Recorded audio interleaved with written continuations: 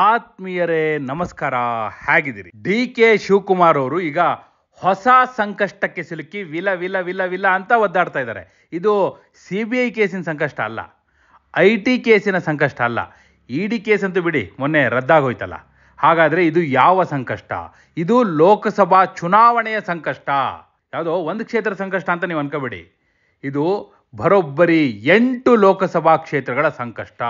ಡಿ.ಕೆ. ಶಿವಕುಮಾರ್ ಅವರು ಏನೇನು ಅಂದ್ಕೊಂಡಿದ್ರೋ ಅದೆಲ್ಲವೂ ಉಲ್ಟಾಗಿದೆ. ಅವರು ಹಾಗೂ ಅವರ ಬಣ ಯಾವ್ಯಾವ ಬಾಣ ಬಿಟ್ಟಿದ್ರೋ ಅದೆಲ್ಲವೂ ಕೂಡ ತಿರುಗು ಬಾಣ ಆಗಿದೆ. ನಾನು ನಿಮಗೆ ಪ್ರತಿ ಕ್ಷೇತ್ರದ ವಿವರ ಕೊಡ್ತೀನಿ. ಏನಿತ್ತು ಡಿ.ಕೆ. ಶಿವಕುಮಾರ್ ಅವ್ರ ಪ್ಲಾನು, ಆದರೆ ಯಾವ ರೀತಿ ಅದು ತಿರುಗು ಬಾಣ ಆಗಿದೆ ನಿಮಗೆ ವಿವರಿಸಿ ಹೇಳ್ತೀನಿ ನೋಡಿ.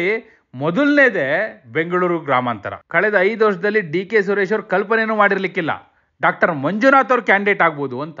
ಈಗ ಡಾಕ್ಟರ್ ಮಂಜುನಾಥ್ ಅವರು ಧರ್ಮಯುದ್ಧ ಅಂತ ಹೇಳ್ಕೊಂಡು ಬಂದಿದ್ದಾರೆ. ಅಂದ್ರೆ ಅಧರ್ಮದ ಬಗ್ಗೆ ನಾನು ಮಾತಾಡೋದಿಲ್ಲ. ಧರ್ಮಯುದ್ಧ ಅಂದ್ರೆ ಆರೋಗ್ಯಕರವಾದಂತ ಸ್ಪರ್ಧೆ. ಬೆಂಗಳೂರು ಗ್ರಾಮಾಂತರದಲ್ಲಿ ನನ್ನ ಚುನಾವಣೆ ಧರ್ಮಯುದ್ಧ ಅಂತ ಹೇಳಿದ್ದಾರೆ. ಅದಕ್ಕೆ ಡಿ.ಕೆ. ಶಿವಕುಮಾರ್ ಅವರು ಆಯ್ತು ಎಲೆಕ್ಷನ್ ನೋಡೋಣ ಅಂತ ಹೇಳಿದ್ದಾರೆ. ಅಂದ್ರೆ ಗ್ರಾಮಾಂತರದ ಅಭ್ಯರ್ಥಿ ಇದು ಎಲೆಕ್ಷನ್ ಅನ್ನು ಬಂದಾಗ ಇದೊಂದು ಧರ್ಮಯುದ್ಧ ಅಂತ ಹೇಳ್ತಾರೆ.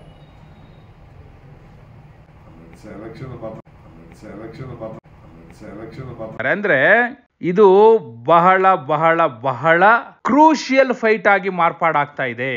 ಅವ್ರು ಅಂದ್ಕೊಂಡಿರಲಿಲ್ಲ ಈ ರೀತಿ ಆಗ್ಬೋದು ಅಂತೇಳಿ. ಡಾಕ್ಟರ್ ಮಂಜುನಾಥ್ ಅವರ ಎಂಟ್ರಿ ಅನಿರೀಕ್ಷಿತ ಆಘಾತ ನೋಡಿ. ಆಗ್ಲೇ ಟ್ರಾಲ್ಸು, ವೈರಲ್ ವಿಡಿಯೋಸು, ಪೋಸ್ಟ್ಸು, ಬ್ಯಾನರು ನೀವು ನೋಡ್ತಾ ಇದ್ದೀರಿ.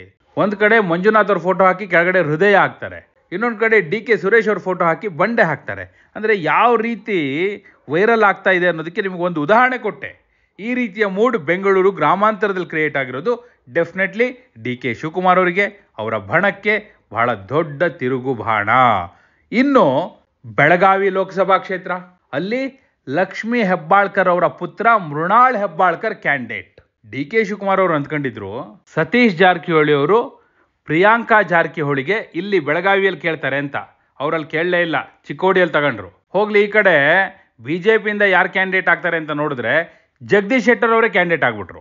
ಯಡಿಯೂರಪ್ಪನವ್ರು ಈಗಾಗಲೇ ಹೇಳ್ಬಿಟ್ಟಿದ್ದಾರೆ ನೋಡಿ. ಡಿ.ಕೆ. ಶಿವಕುಮಾರ್ ಅವ್ರಿಗೂ ಜಗದೀಶ್ ಶೆಟ್ಟರ್ಗೂ ಹಾಗೂ ಯಡಿಯೂರಪ್ಪ, ವಿಜಯೇಂದ್ರ ಅವ್ರ ನೋಡಿ ಒಂದು ಅಂಡರ್ಸ್ಟ್ಯಾಂಡಿಂಗ್ ಇದೆ. ಅದೇ ಕಾರಣಕ್ಕಾಗಿ ಜಗದೀಶ್ ಶೆಟ್ಟರ್ ಅವರು ಕಾಂಗ್ರೆಸ್ಸಿಗೆ ಹೋಗಿದ್ದು, ಅದೇ ಕಾರಣಕ್ಕಾಗಿ BJPಗೆ ವಾಪಸ್ ಬಂದಿದ್ದು. ಈಗಲೂ ಆ ಅಂಡರ್ಸ್ಟ್ಯಾಂಡಿಂಗ್ ಇದೆ.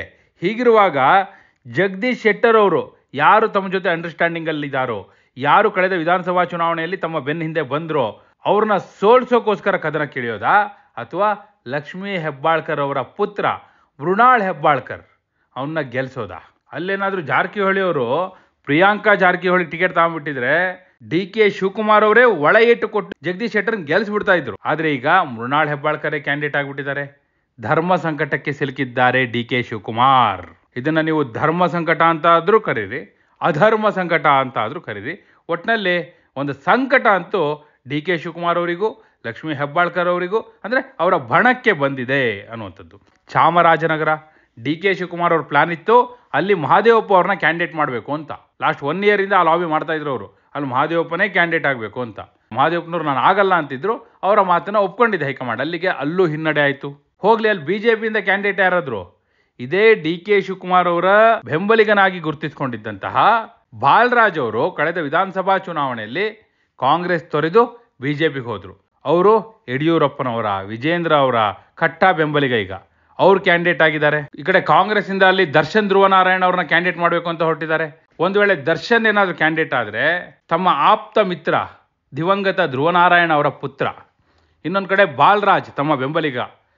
ಇಬ್ಬರಲ್ಲಿ ಯಾರನ್ನು ಗೆಲ್ಸೋದು, ಯಾರನ್ನು ಸೋಲ್ಸೋದು? ಅಲ್ಲೂ ಕೂಡ ಡಿ.ಕೆ. ಶಿವಕುಮಾರ್ ಅವರಿಗೆ ಸಂಕಷ್ಟ. ಇನ್ನು ಬೆಂಗಳೂರು ಉತ್ತರ ಲೋಕಸಭಾ ಕ್ಷೇತ್ರ, ಅದು ಒಕ್ಕಲಿಗರ ಬಾಹುಳ್ಯ ಇರುವಂಥ ಕ್ಷೇತ್ರ ಆಗಿರೋದ್ರಿಂದ ಡಿ.ಕೆ. ಶಿವಕುಮಾರ್ ಅವರು ಆ ಕ್ಷೇತ್ರವನ್ನು ಕ್ಲೈಮ್ ಮಾಡಿದ್ರು. ಕುಸುಮಾ ಹನುಮಂತರಾಯಪ್ಪ ಅವ್ರನ್ನ ಅಲ್ಲಿ ಕಣಕ್ಕಿಳಿಸಬೇಕು ಅಂತ ಅವ್ರ ಐಡಿಯಾ ಇತ್ತು, ಅಥವಾ ಡಿ.ಕೆ. ಸುರೇಶ್ ಅವ್ರನ್ನೇ ಕರೆತಂದ್ರೂ ತರಬಹುದು ಅನ್ನೋ ಮಾತಿತ್ತು. ಆದರೆ ಯಾವಾಗ ಡಾಕ್ಟರ್ ಮಂಜುನಾಥ್ ಅವರು BJP ಕ್ಯಾಂಡಿಡೇಟ್ ಆದ್ರೋ ಅವಾಗ ಡಿ.ಕೆ. ಸುರೇಶ್ ಅವರು ಇರಲಿ, ಕುಸುಮಾ ಅವರು ಇಲ್ಲಿ ಇರ್ಲಿಕ್ಕಾಗಲ್ಲ, ಬೆಂಗಳೂರು ಗ್ರಾಮಾಂತರದಲ್ಲೇ ಓಡಾಡಬೇಕು. ಹಿಂಗಾಗಿ ಈಗ ಬೆಂಗಳೂರು ಉತ್ತರಕ್ಕೆ ಯಾರನ್ನ ಕ್ಯಾಂಡಿಡೇಟ್ ಮಾಡೋದು? ಡಿ.ಕೆ. ಶಿವಕುಮಾರ್ ಅವರಿಗೆ ತಲೆನೋವಾಗಿದೆ. ಹೆಂಗೋ ಪ್ರಿಯಾ ಕೃಷ್ಣ ಅವ್ರನ್ನ ಅಲ್ಲಿ ತಂದು ಸಂಕಷ್ಟ ನಿವಾರಣೆ ಮಾಡ್ಕೊಳ್ಳೋಣ ಅಂತ ನೋಡಿದ್ರು. ಆದರೆ ಪ್ರಿಯಾ ಕೃಷ್ಣ ಅವರಿಗೆ ಇವರ ಪ್ಲಾನ್ ಗೊತ್ತಾಯಿತು. ಯಾಕಂದರೆ ಶೋಭಾ ಕರಂದ್ಲಾಜೆ ಅವರು ಅಲ್ಲಿ ಈಗ BJPಯ ಕ್ಯಾಂಡಿಡೇಟ್. ನಾ ಹೇಳಿದೆ ಡಿ ಕೆ ಶಿವಕುಮಾರ್ ಅವರ ಯಡಿಯೂರಪ್ಪನವರ ಅಂಡರ್ಸ್ಟ್ಯಾಂಡಿಂಗ್ ಹೇಗಿದೆ ಅಂತ. ಹೀಗಿರುವಾಗ ಶೋಭಾ ಕರಂದ್ಲಾಜೆ ಅವ್ರನ್ನ ಸೋಲ್ಸದ ಅಥವಾ ತಾವೇ ಒಬ್ಬರು ಅಭ್ಯರ್ಥಿಯನ್ನು ಕಣಕ್ಕಿಳಿಸಿ, ಅದು ಕುಸುಮಾ ಅವ್ರನ್ನೋ ಮತ್ತೊಬ್ಬರನ್ನೋ ತಮಗೆ ಬೇಕಾದ ಅಭ್ಯರ್ಥಿಯನ್ನು ಕಣಕ್ಕಿಳಿಸಿ ಅವ್ರನ್ನ ಗೆಲ್ಸಕ್ಕೆ ಓಡಾಡದ, ಮತ್ತೊಮ್ಮೆ ಅಲ್ಲಿ ಧರ್ಮ ಸಂಕಟ. ಡಿ ಕೆ ಶಿವಕುಮಾರ್ ಅವರಿಗೆ ಹೇಗೆ ತಿರುಗುಬಾಣ ಆಗಿದೆ ನೋಡಿ. ಡಿ ಕೆ ಶಿವಕುಮಾರ್ ಅವರ ಬಣದವರಿಗೆಲ್ಲ ತಿರುಗುಬಾಣ. ಇನ್ನು ಮಂಡ್ಯದಲ್ಲಿ ಸ್ಟಾರ್ ಚಂದ್ರನ ಇದೇ ಡಿ ಕೆ ಶಿವಕುಮಾರ್ ಅವರು ಕಣಕ್ಕಿಳಿಸಿದ್ದಾರೆ. ಗೆಲ್ಲಿಸ್ಕೊಂಡು ಬರಲೇಬೇಕಾದ ಹೊಣೆಗಾರಿಕೆ ಇದೆ. ಹೆಂಗಾದ್ರೂ ಅಲ್ಲಿ ಗೆಲ್ಲಿಸ್ಬಿಟ್ಟು ಕ್ರೆಡಿಟ್ ತಗೋಬೇಕು ಅಂತ ಇದ್ರು. ಆದರೆ ಅಲ್ಲಿ ಕುಮಾರಸ್ವಾಮಿ ಅವರೇ ಕಣಕ್ಕಿಳಿತಾರೆ ಅನ್ನುವಂಥ ಚರ್ಚೆ ಆರಂಭ ಆಗಿದೆ. ಇದು ಬಹಳ ದೊಡ್ಡ ತಲೆನೋವಾಗಿದೆ. ಒಂದು ವೇಳೆ ಕುಮಾರಸ್ವಾಮಿ ಅವರು ಕ್ಯಾಂಡಿಡೇಟ್ ಆಗಿದ್ದೇ ಆದರೆ ಖಂಡಿತವಾಗಿಯೂ ಮದಗಜಗಳ ಯುದ್ಧ ಆಗುತ್ತೆ. ಡಿ ಕೆ ಶಿವಕುಮಾರ್ ಅವರಿಗೆ ಬಹಳ ದೊಡ್ಡ ಸವಾಲು ಎದುರಾಗುತ್ತೆ. ಅಷ್ಟು ಸುಲಭ ಅಲ್ಲ. ಮಂಡ್ಯದಲ್ಲಿ ಕುಮಾರಸ್ವಾಮಿ ಅವ್ರನ್ನ ಸೋಲಿಸೋದು ಅಷ್ಟು ಸುಲಭ ಅಲ್ಲ. ಅದು ಸ್ಟಾರ್ ಚಂದ್ರ ಅವ್ರನ್ನ ಮುಂದಿಟ್ಕೊಂಡು ಅಷ್ಟು ಸುಲಭ ಅಲ್ಲ. ಹೀಗಾಗಿ ಅದು ಕೂಡ ಡಿ ಕೆ ಶಿವಕುಮಾರ್ ಅವ್ರ ಪಾಲಿಗೆ ದೊಡ್ಡ ಸಂಕಷ್ಟವನ್ನು ತಂದೊಡ್ಡಿದೆ.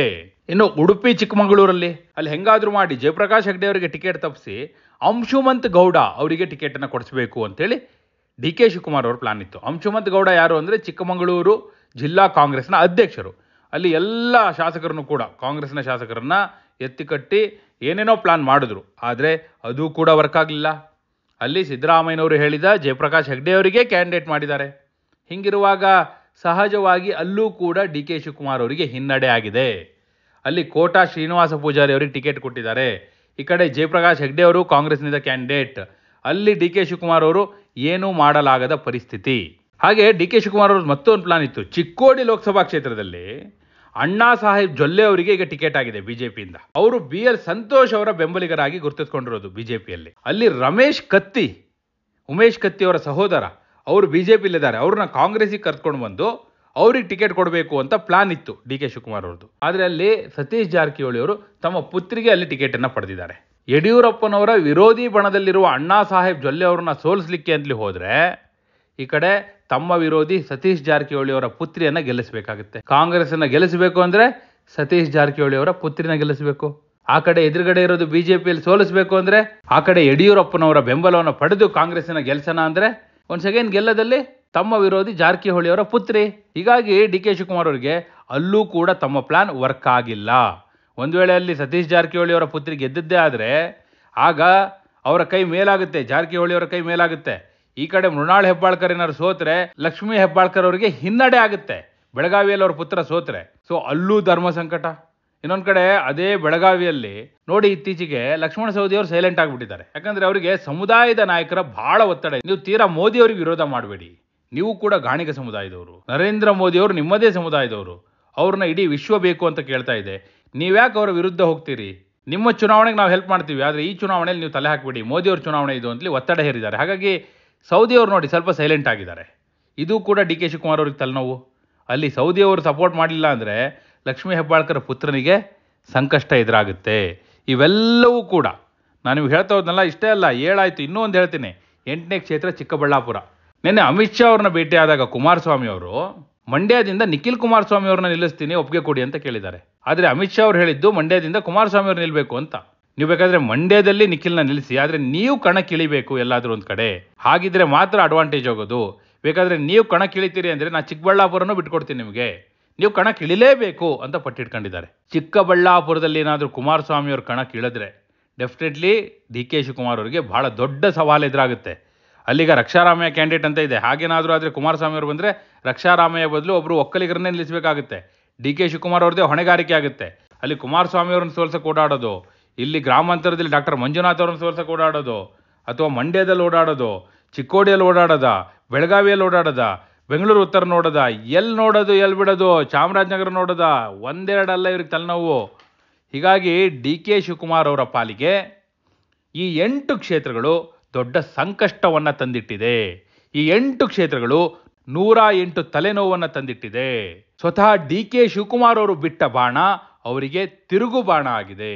ಡಿ ಕೆ ಶಿವಕುಮಾರ್ ಅವರಿಗೆ ಈ ಸಂಕಷ್ಟ ಎದುರಾಗಲಿಕ್ಕೆ ಕಾರಣ ಏನು ಅಂತ ನೀವು ಭಾವಿಸ್ತೀರಿ? ಇದು ಅಡ್ಜಸ್ಟ್ಮೆಂಟ್ ಪಾಲಿಟಿಕ್ಸ್ನ ಸೈಡ್ ಎಫೆಕ್ಟಾ, ಅಥವಾ ನರೇಂದ್ರ ಮೋದಿ ಹಾಗೂ ಅಮಿತ್ ಶಾ ಅವರ ಸ್ಟ್ರಾಟಜಿಯನ್ನು ಅರಿಯುವಲ್ಲಿ ವಿಫಲರಾದ್ರ, ಅಥವಾ ಡಿ ಕೆ ಶಿವಕುಮಾರ್ ಅವರಿಗೆ ಗ್ರಾಚಾರನ?